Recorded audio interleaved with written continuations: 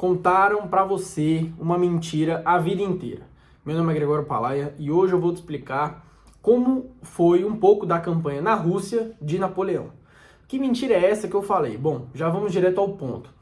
Muitas pessoas argumentam que o que acabou com Napoleão foi o inverno da Rússia, mas isso de certa forma não é verdade, porque os principais pontos que pegaram o exército napoleônico, claro, foi o inverno, mas também foi o verão, tá? O verão pegou muito, porque também a França, os franceses não estavam acostumados com aquele tipo de verão, e ele foi muito intenso, desgastou as tropas e acabou também matando muita gente, até por conta da falta de recurso, da falta de água, da falta de comida. O excesso de calor prejudica, e eles também não estavam com roupas apropriadas para suportar o calor, né? Basicamente eles foram para a campanha da Rússia e pensaram que ia ser algo mais breve, digamos assim. E isso acabou breve e tranquilo. Só que eles foram no verão, já foi muito ruim, já desgastou muita tropa e voltaram no inverno, o que também foi péssimo e meio que acabou de vez com o exército napoleônico. Só para vocês terem ideia. Ao todo, somando as tropas francesas, mas também as tropas de outras regiões, mas que de certa forma estavam no domínio do Império Napoleônico, foram 660 mil pessoas, né? É uma manobra, para a época, gigantesca, tá? Gigantesca. Se for calcular em proporções, foi realmente muito grande comparado a, por exemplo, movimentações da Primeira e Segunda Guerra, que foram milhões de combatentes. Mas isso foi há 100 anos antes da Primeira Guerra, né? 150 praticamente anos antes da Segunda Guerra. Então, realmente foi uma manobra gigantesca, né? Mesmo assim, mesmo com logística preparada e tudo mais, o inverno e o verão prejudicaram bastante. Tem até uma história famosa de que os botões derrotaram Napoleão. Por quê? Porque os botões que eram usados nos uniformes franceses, eles eram de um certo material que, por conta do inverno rigoroso, eles dissolviam, simplesmente dissolviam, tá? E aí os casacos, eles ficavam todos abertos, e aí o casaco ficando aberto, né, querendo ou não, ele é mais frio, e aí esse ser mais frio estava acabando com o exército francês.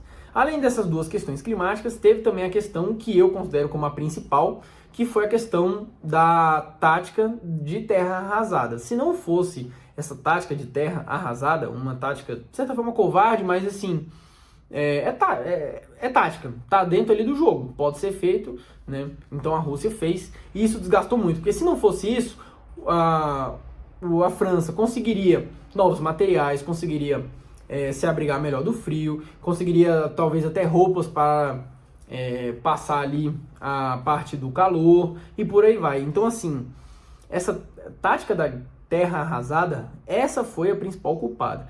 E assim, às vezes as pessoas tiram mérito, falam que elas têm noção de que o Napoleão foi para a Rússia, passou frio, perdeu o exército e voltou. Não foi isso que aconteceu. Napoleão conquistou diversas vitórias, e vitórias importantíssimas.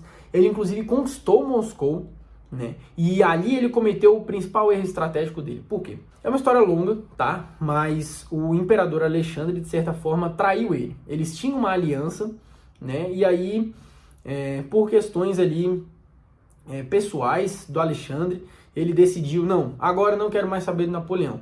Decidiu meio que trair ele, e o Alexandre atacou Napoleão. Sim, ele atacou Napoleão na região que hoje é a Polônia. E para se defender, o Napoleão começou essa guerra de reconquista, tá? Para pegar ali o que ele tinha perdido naquele território, e também para avançar, porque ele viu que a Rússia se transformou num adversário complicado, né? E não poderia deixar a Rússia crescer. Já tinha tido uma vitória contra os franceses. Se a Rússia continuasse avançando, ia ficar insustentável. Então, um contra-ataque francês foi essa campanha da Rússia. Ele já começa por aí. Mas, além disso, por conta deles terem sido aliados há alguns anos antes de ter acontecido essa campanha, o Napoleão, quando dominou Moscou, né, que foi queimada posteriormente, né, algum tempo depois ali que o exército napoleônico chegou, os generais falaram, Napoleão, vamos embora, acabou aqui. E o Napoleão, não, o Alexandre vai voltar, eu vou fazer um tratado de paz. E lá ele ficou, se não me engano, 6 dias em Moscou. E isso foi péssimo, porque desgastou mais ainda as tropas dele, né? Se ele tivesse chegado em Moscou e no mesmo dia, ó, eles fugiram, acabou, vambora, teria sido menos desgastante, ele teria economizado muitas tropas, enfim, os rumos da história poderiam ter sido bem diferentes, até porque depois que Napoleão voltou, mais uma coalizão foi feita, e ali sim, ele enfraquecido foi derrotado, e aí depois foi para a Ilha de Elba e por aí vai, aquela história toda, que eu vou contar em muitos detalhes, tá? Porque de toda a história, Napoleão é o assunto que mais me brilha os olhos, é o estudo que matéria que eu mais estudo dentro de história, e vou continuar estudando cada vez mais, algo que eu quero de fato aprofundar. Inclusive tem um quadro do Napoleão, enfim, eu acabei de perceber que não precisava nem estar explicando isso, né? O porquê que Napoleão é a matéria que eu mais gosto de estudar. Então queria trazer esse detalhe da campanha da Rússia, né? Então essa questão climática do verão, que as pessoas não sabem, essa questão de que a terra arrasada foi o que prejudicou mais, e também a questão de que erros estratégicos ali na tomada de decisão. Se em Moscou ele tivesse ido embora logo, a questão não teria sido tão feia. Por último, depois eu vou até fazer um vídeo detalhado, mas o que eu queria pontuar é a campanha de Napoleão, a guerra de Napoleão com a Rússia não tem nada a ver com a campanha de Hitler. Pelo amor de Deus, quem fala isso não entende o mínimo de história. Depois eu posso analisar batalhas, eu posso analisar tudo, mas é completamente diferente. Ao mesmo tempo em que Napoleão foi para um lado atacar, Hitler foi por outro. Ao mesmo tempo em que Napoleão conquistou Moscou, Hitler nem chegou perto de Moscou. Assim como Napoleão teve essa questão de ter sido uma guerra de contra-ataque, de ter tentado um tratado de paz e por aí vai. O caso da Alemanha foi diferente, ela que foi para cima, ela que quebrou inclusive o tratado da Rússia, né? Então assim, é bem diferente. Eu vou fazer um vídeo depois só explicando essas diferenças, o porquê que uma coisa não tem nada a ver com a outra. Inclusive isso é péssimo porque atrela a imagem de Napoleão à imagem de Hitler. Não estou falando que Napoleão é bonzinho, não é isso, mas não dá para comparar com Hitler.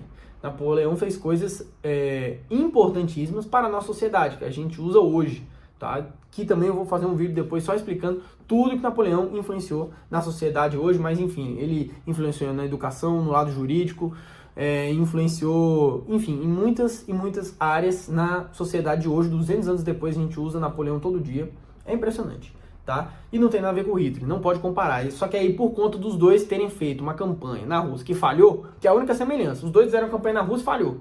Aí pronto, aí ficam comparando, ficam colocando eles lado a lado, mas não tem nada a ver. Então é isso, muito obrigado, esse foi mais um vídeo, um pouco mais de curiosidade, mas eu tô estudando, tô fazendo um planejamento firme para vir com um material mais didático para vocês, ok? Então, muito obrigado.